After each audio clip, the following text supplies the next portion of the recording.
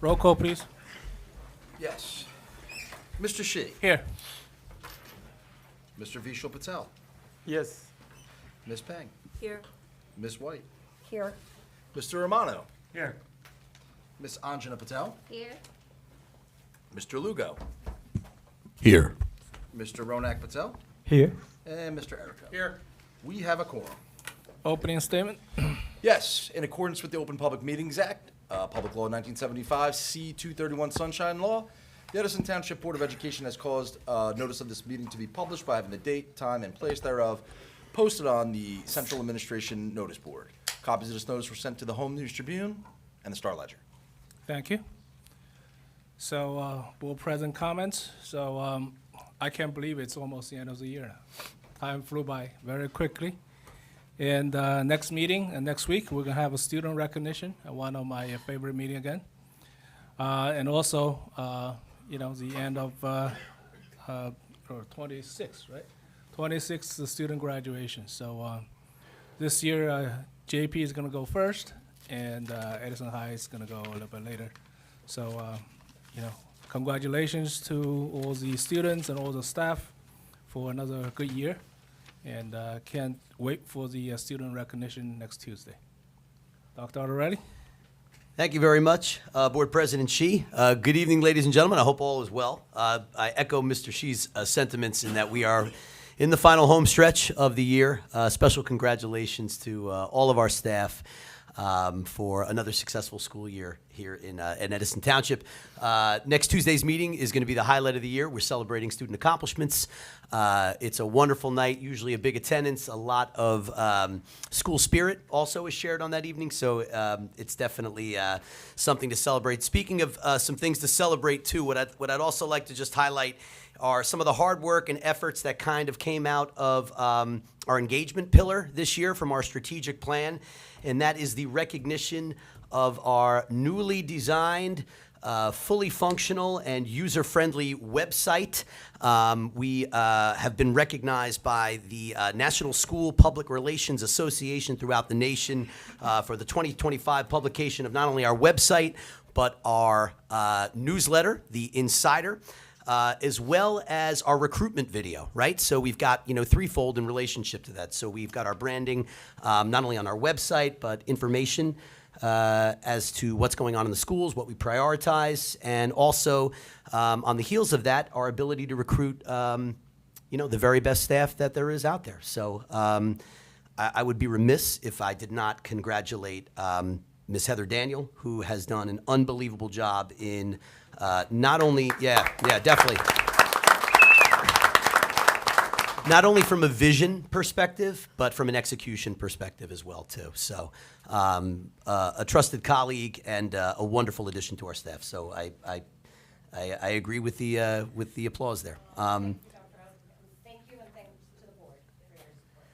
And in the spirit of feedback and compliments, we are at the end of the year as well, too. We are sending out our student staff and parental surveys tomorrow.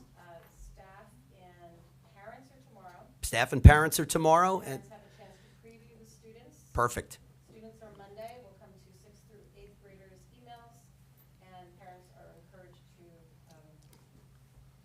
Yeah, perfect. So I'm actually just going to read what Ms. Daniel just said right now. It's probably letting, so tomorrow on June 13th, the families and staff are going to be receiving an email inviting them to complete our end-of-year survey. Obviously, this feedback is a critical role in improving student experience as well as parental communication and outreach. Students in grades 6 through 12 will receive an email on Monday afternoon with a link to their very own confidential student survey. Obviously, an optional survey as well, too, but one of the greatest pieces that have kind of come out of some of the things that we're moving forward next year has been student feedback, not only our SAGES group, but recent classroom visits and pieces along those lines. So very excited about that. In addition, on July 1st, we are going to be transitioning to a platform called Parent Square, similar to Remind, which is a application that provides communication between teachers and students and family members, coaches, things along those lines. We are currently providing training for our administrative group as well as turnkeying that to our staff moving forward. So those are just a couple highlights I wanted to share. Just a brief review of Tuesday's agenda. As you can see from our administrative agenda, our annual adoption of all existing policies currently for the upcoming school year, as well as the adoption of various plans that are mandated by the state, and you can see them accordingly there. Our biomedical plan, our biomedical security plan, crisis management, the official newspapers that we utilize to advertise board meetings and such, as well as publish our news releases, as well as some key components that we have to appoint from a personnel standpoint, treasurer of school monies, grant coordinators as well. There's a resolution, also an annual resolution to participate in the NJSIAA, as it is every year. And the final item under administration is the board's approval of the March HIB report. For curriculum and instruction, we have our summer schedules. That is just a outline of the schools that summer school and extended school year are going to take place in, as well as the hours associated with that. We have our professional development plans and out-of-district workshops for the month of June. We have our award ceremony for student recognition, which we are extremely excited about. And 2 field trips, Edison High School varsity cheerleading, attending the NCA cheerleading camp in August, as well as Woodrow Wilson attending the FBLA conference nationally. So we're actually really excited about that. Last but not least, we have our pupil special services, our out-of-district placements for our students, as well as our approval of the related service providers that we do annually. And Mr. Shi, that concludes my portion of the agenda. I can turn it over to my colleague to my right. Thank you, Dr. Aldarelli. So under the Finance and Facilities section, obviously item 1 is going to be the standard bills list. We're reapproving our lunch and breakfast prices for next year, which are staying the same. Under the contract portion, you're going to see a lot of renewals for our professional services, some of our suppliers, software providers for our educational software. We have a contract settlement with the Facilities Managers Association, so that's great news. But we have a really big item here, which I like to think is good. We did go out to market, or I should say our health services broker went out to market for dental and for stop-loss insurance, and we did receive lower pricing. I think we saved, all told, between dental and health, just over $400,000. So that's 440. He's a numbers guy. What can I say? No, but that is right. 440. So it's a huge thank you to Ryan Tola and Dan Henry from Doyle Alliance Group. We appreciate their diligence in turning that around because it's a significant savings to the board. Under procurement, you'll see a lot of renewals. We're going to have, one is our tuition rates for next year, which are arguably much cheaper than the entire state and the county. Our use of state contract authorization for cooperative purchasing, and then all the different cooperative purchasing programs that we partner with for savings and purchases of goods and services. The big item, though, here is finally the award of the JMI Classroom Addition and Gym Project. This has been a long time in the making and planning. We've had a lot of hiccups, but finally it's here. We're going to be awarding it Tuesday night, just over $16 million, which is substantially under budget. So this is great news. It's additional monies we can put back into our facilities. Okay. Under grants, we're going to be accepting 2 grants. We do have a couple of change orders on the agenda for the ongoing projects. And under transportation, this is going to get updated again. We have a bunch of renewals. Obviously, we have routes we're going to be awarding and renewing for next year, but we have a large bid that came in today that's under attorney review. So that'll get added to the agenda so we can make sure we got routes for all the students next year. And that's what I got. Thank you very much. So far, pretty smooth. Jerry, Yes. Yes. Mr. Toth, Yes, sir. Can you clarify all students or all qualified students? So in terms of transportation, right, we're securing routes for all of the mandated transportation. Anybody that is also on the courtesy busing, right? Anybody that's applied, right? If we have available seating, we've actually added buses this year.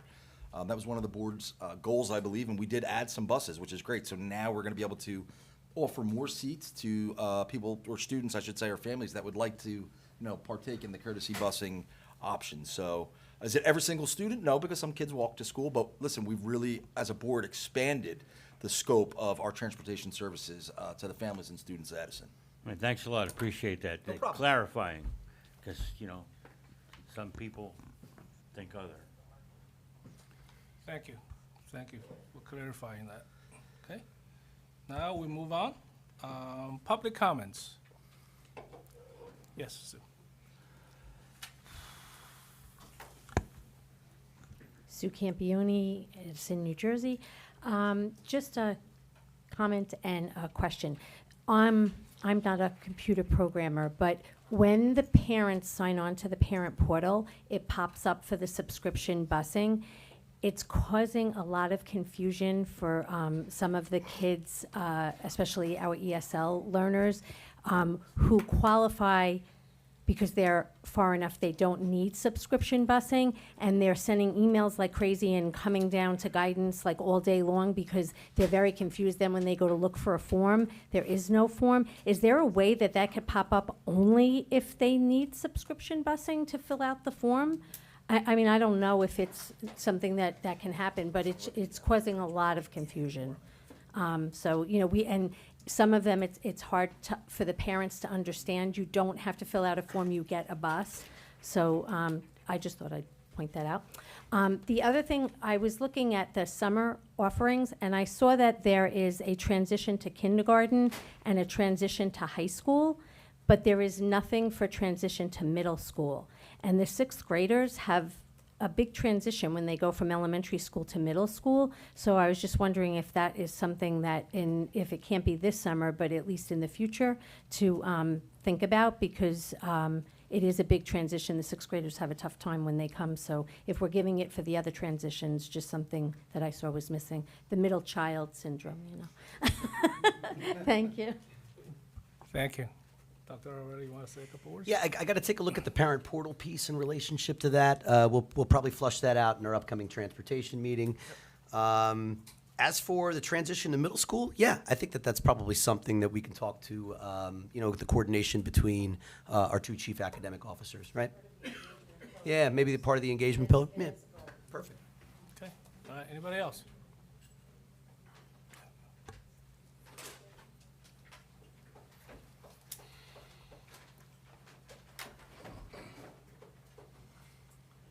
Elizabeth Conway, 20 Netherwood Circle. It just came to mind when Mr. Romano brought up about the subscription busing. Years ago, there was a thing that subscription busing had to be able to maintain the dollar figure that we weren't paying, the board wasn't paying extra for the subscription busing. But I know because you put some of the subscribers on a mandated bus, if there's room, is that evening out the costs for the subscription busing? Any other questions? No? Okay. So the subscription busing is self-sustaining. If we only have 2 people signing up for that route, we're not gonna put a bus in there. Anybody else? Okay, Brian.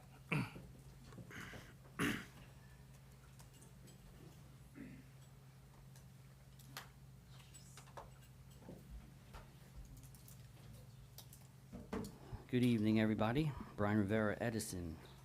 So I quickly was able to look at the agenda, so I wanted to actually direct these questions to Vishal, actually, your chairman of the Finance Committee, and probably roll over to Eddie and John as well. So I was looking at the cost per student pupil. And last year, in 2024-25, kindergarten, $15,561. This year, it's $14,304, difference of $1,257 per student.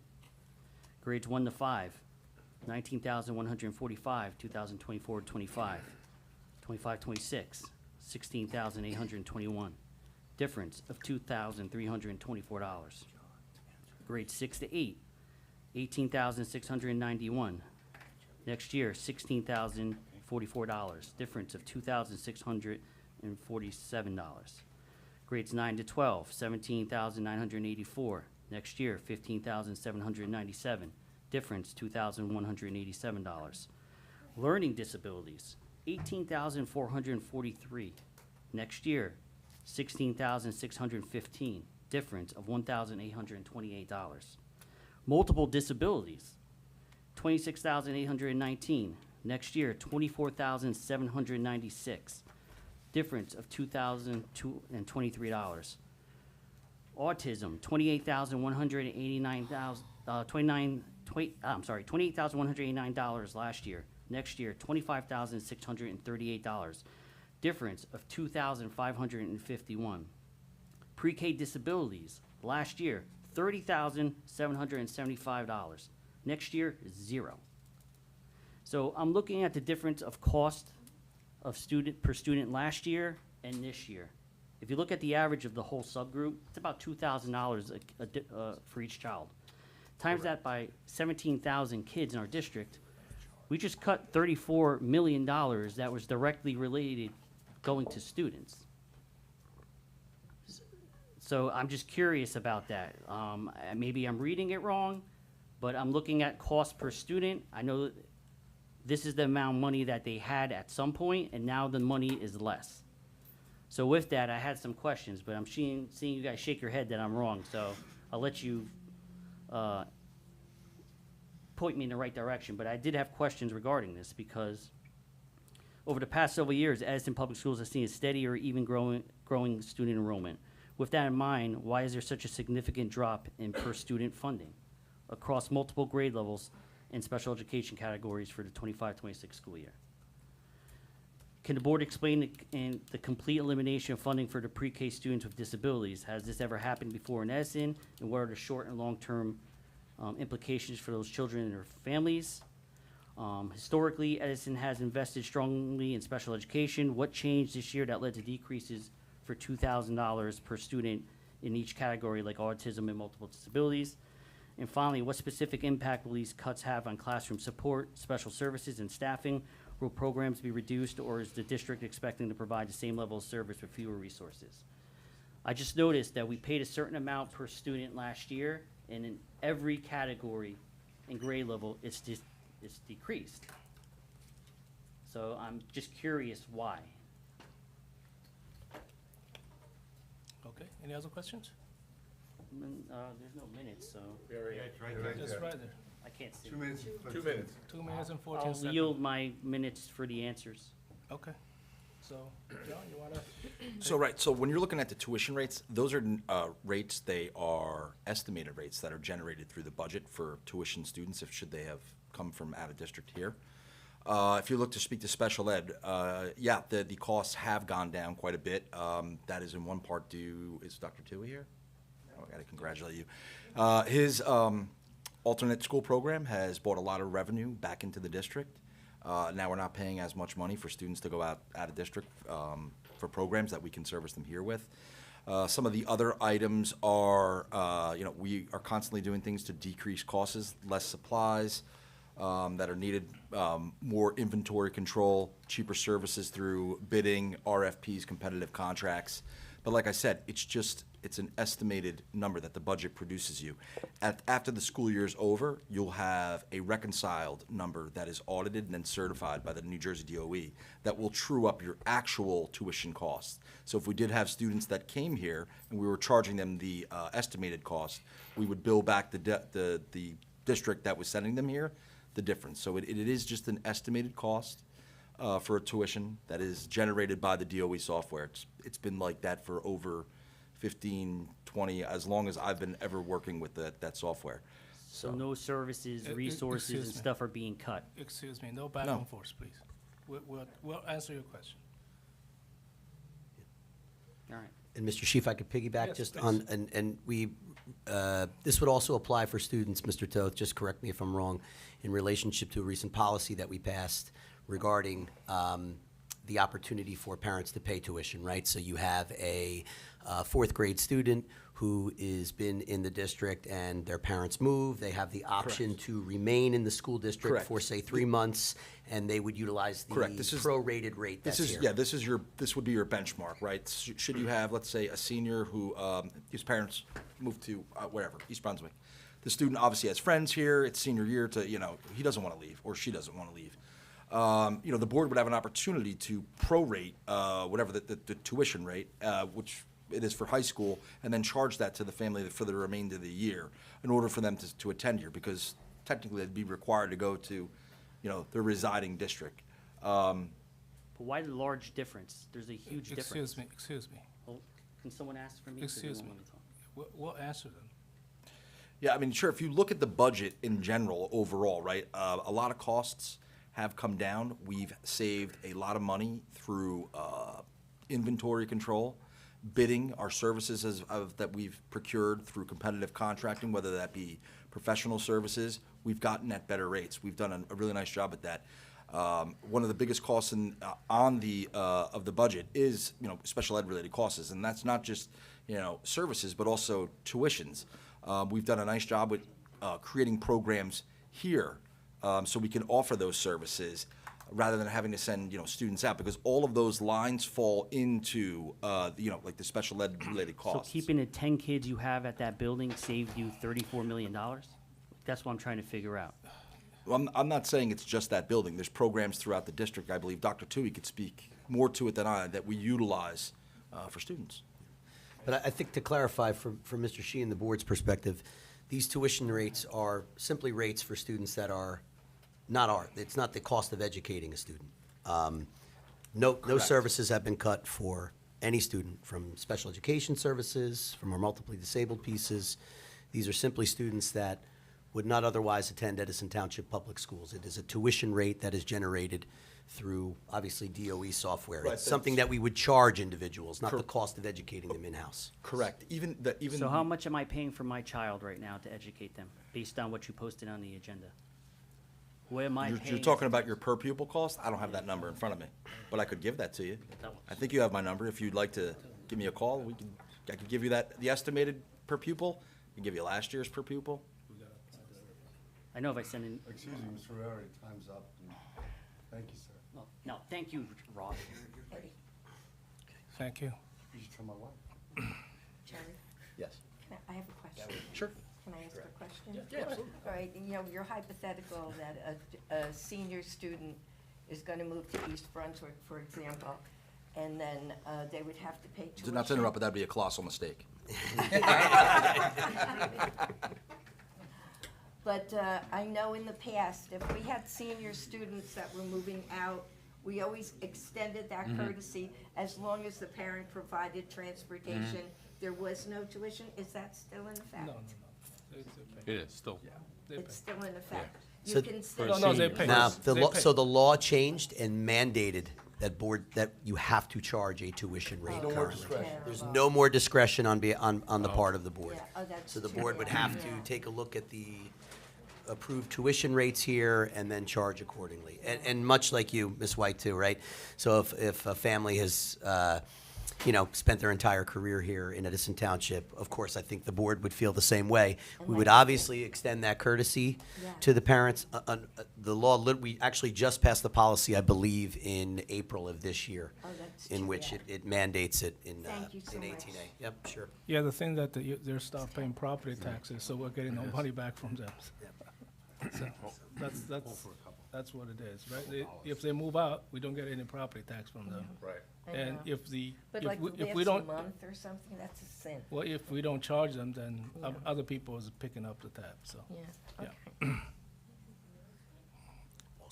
Also middle schools, fifth graders, the last year, fifth graders, and, But it's eighth just graders seniors. and seniors. But Just it's, yeah. So That's a try sin. not, it's last year for whatever the school they're in. We try to extend the courtesy, let them stay, but they gotta cough up some money, yeah. Thank you. So any other public comments? Yes, Matt? You know, I just want to jump on top of that, because I actually had a student years ago, Yeah. and I know they said if he came through the system and senior year, he actually was East Brunswick, but be honest. Oh. And senior year, So he that was the student we're talking about. Right, he was driving in, and, you know, there was no tuition because that's what the law was. I also didn't realize that the law changed on that, but it does make sense, because you are losing tax revenue as well as et cetera. And the other thing with that, we used to have some students that just opted to come and they would be charged. Sometimes it was like a child of a faculty member. I remember guidance counselor J.P. Stevens, his son did that. Yeah. And they would charge him the per pupil, you know, to be able to come to the Edison schools. And down the road, I know it's just that we got so overcrowded that that wasn't a possibility anymore. Because I actually checked in, not for my own children, but for somebody else's. And when Dan Mashad was sitting in Jonathan's seat, he said, we just can't do it anymore because we just don't have the space anymore. So, I just want to comment real quickly, so, because I don't want to do this Tuesday. I know it's going to be a longer night with student recognition and all.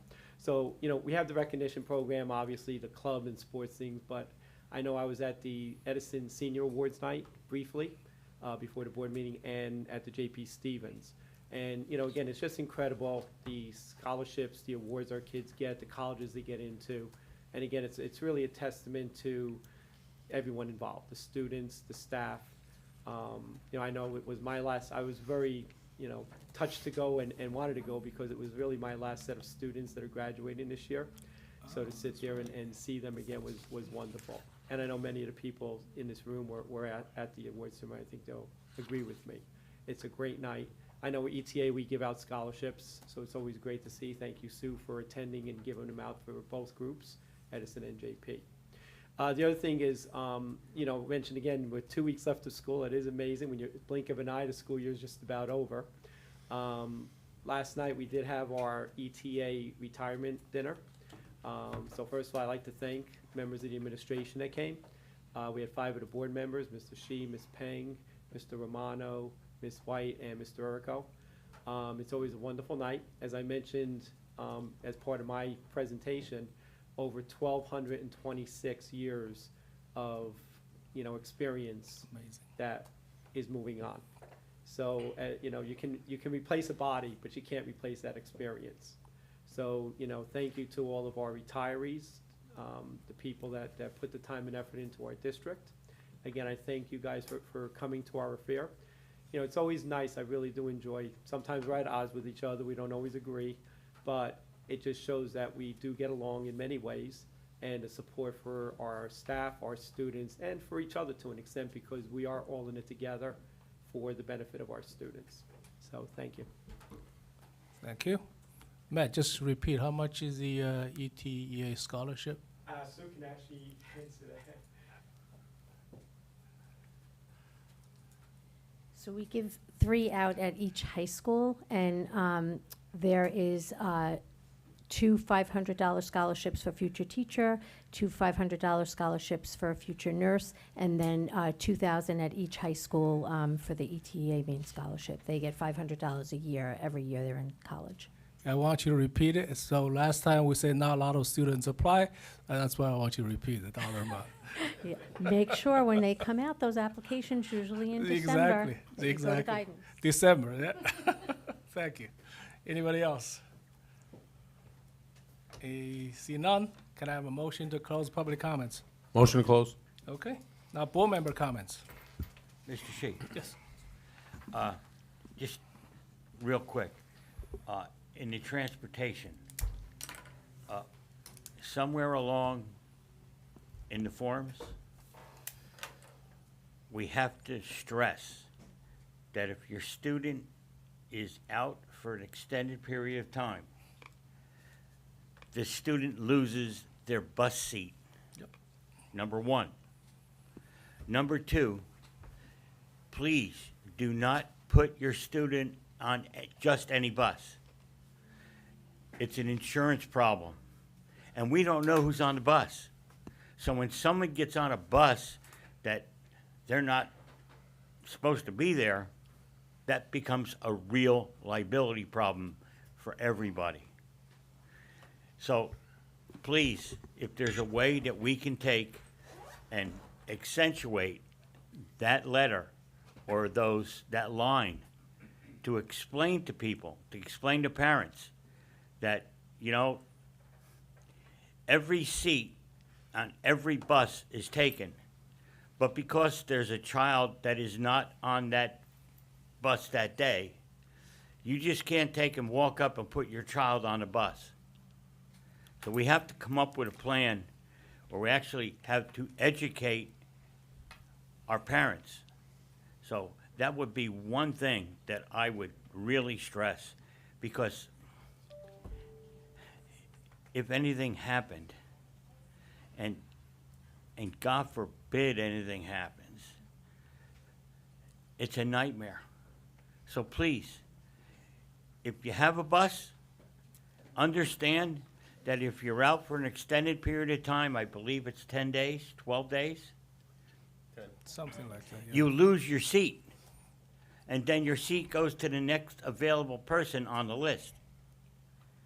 Number two, make sure you do not put your child on a bus that person is not entitled to that bus. That's a real problem. So please, can we do something with the verbiage to show it, to make people understand it? Because that is a real problem. Thank you. Thank you. John, we're gonna put, Mis- just Mr. consider Shi- that? Oh, sorry. Nope, please, Mr. Patel. Well, I just wanted to request to the people, like the public comment time. It's for the time for us to receive the constructive feedback and hear your concerns and hear the community dialogue. And I can say this on behalf of the entire board that we welcome your opinions and concern. However, I request all of you to keep your remarks focused on an issue and not on a people. Bring up the issues, stay focused on the issue, doesn't matter who from the dais resolves the issue. Refrain from calling out the names. Thank you. Thank you. Any other board member comments? Yeah, Jeannie. Okay. I went to several things, or a few things that were very interesting. The first one is at JMI, and they did their time capsule opening, which was so, so great. But the thing that was so outstanding about that particular function were the kids themselves. The students did a magnificent job in presenting all of that. They went so far as to compose a song and perform it. They did just a beautiful, beautiful thing, and if you were able to go see it, it was well worth it. After that, you know, the next thing I went to was the scholarships at J.P. Stevens, and that always is so impressive. You know, just as Matt said, the amount of scholarships that are given, you know, and the students, how well they have performed along with their, you know, their teachers. You know, it makes you just so proud of this district. And lastly, I went to the ETEA function last night, and it's, you know, it's a bittersweet thing. You know, you're happy for them because they're all going to be retiring, but the experience, as he says, is lost, and you know, that's where we have to count on all our new people. You know, but that's it for me. Thank you for listening. Thank you. Anybody else? Yeah, Ralph. Thank you, Mr. Shi. Again, I attended a few different functions. I attended at Woodrow Wilson, the YPAR, Yes. which was an excellent, excellent night. I didn't know what YPAR meant, but it's Youth Participatory Action Research. The kids were great. All 4 middle schools participated at Woodrow Wilson. A lot of administrators there, a lot of ETA members, a lot of students creating apps and things along those lines. So it was very impressive. There was one student walking around with a QR code wrapped around her back and front, and she had me scan it, and she was showing me what she invented as far as schedule, you know, appointments and things like that, so you don't miss any classes and things along those lines. But it was very impressive. So I was happy to attend that. Also, the athletic awards night at Edison High School I attended. Mr. Ross and Mr. Sandell did a great job honoring all the athletes and their accomplishments throughout this spring program. So that was fun to be, yeah. And then again, last night I was at the ETA retirement party. It's always nice to see my children's former teachers now retiring. So it was an impressive night. And I think the best thing that came out of it was, what was the saying, Matt? Something about lesson plans. Life plans are more important than lesson plans. And I thought that stuck with me all night. Life plans are more important than lesson plans. So take care of your life first and then worry about your lesson plans. Thank you, Mr. Shi. Thank you. Anybody else? Okay, so see none. So I just want to say a couple things that, Mr. Toast mentioned it, that we finally had a bid opening for the long overdue JMI school. And, came way below what we anticipated. So we're going to have on the agenda for approval. So finally, we'll have expansion for the JMI. After that, only one more school left with the trailers. We gotta get rid of all the trailers and put them in the brick and mortar classrooms. The other thing is scholarship. These kids are amazing. So many scholarships from different areas, thanks to ETA. And also like to thank the White family for giving our scholarship in memory of Anthony. I also want to say that some of our vendors came through as well. They gave back to the community, which I like to see. I want the vendors that gave scholarship at DMR, Adamo, and also I want to mention specifically about our food vendor, Marshall. They gave 4 scholarships, $5,000 each at each of the high school. So it's good money, $12.50 per student. And the other thing is the retirement party that I went to with the other board members. Very impressive. I think the longest was like 37 years. Yes. Right, 37 years that they're serving in education. And as Matt said, I think Dr. Alderelli said, I forgot who said it, that it's these teachers who are in the classroom every day. That is, they are the ones who make our, district strong. They make our district a strong, high-performing school. It's about these teachers. So, a little bittersweet to see them go, and I hope that they enjoy their retirement. And if they change if they change their mind after 6 months, they can always come back as a substitute. 180 days. 180 days. So they can always, because they always come. They can always come back. So any other public comments? School board member comments? I see none. Can I have a motion to close the? Motion to close public comment. Okay. Or Second. board member comment. Okay. Oh, we don't. No, we don't. Oh, okay. I'm sorry. Okay. All right. So let's see. What is? Oh, okay. Adjourn. So we're gonna go to the privilege session. So in accordance with the NJSA Section 10.4-12, the Edison Township Board of Education adjourns to confidential session for the purpose of discussing the following: confidential personnel and board matters, pending litigations, student matters, legal matters, and contracts. Now, can I have a motion to adjourn to the privilege session? Motion, please. Do I have a second? Second. Okay. So V shall be. I have a lower, You can't see him? I have a lower, by the way, we were, I hear it. So we were you're comparing right. A1C levels. I have the lowest one, by the way. I may not look it, but I do. Okay. All in favor? Aye. Okay, so we do not expect to come back. So see you guys on Tuesday. All right. Good night.